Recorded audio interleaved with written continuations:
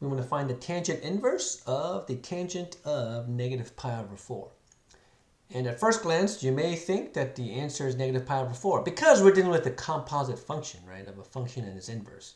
Right? So what do we mean by that? We know, right, based on composite functions, f inverse dot f of x, right, when we compose a function with its inverse, we should just actually end up with the argument here. And of course, it goes both ways, right? F dot f inverse of x also just equals x. Right? So at first thought, you think, oh yeah, the answer is just going to be negative pi over 4, right? But you have to be careful because we are dealing with trig functions, right? And we know that with trig functions, actually with inverse trig functions, we restrict the domain, okay?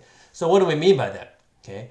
Well, in this case, we're dealing with tangent, right? So if, right, tangent inverse of y is equal to x, I'm just using x and y here, right? We know that x is the angle and y is the length, okay? Then it turns out that y can actually be any number.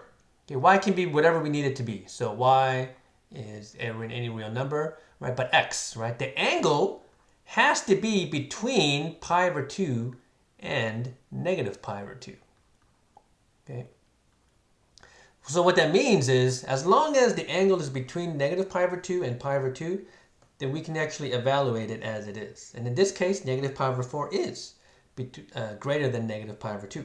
Okay, so in this case, well, yeah, actually, because we're taking a function and its inverse, right, and the composite of those, the answer in this case is going to give us negative pi over 4. But okay, remember, always be careful. Make sure you review, right, the domain and the range of inverse trig functions.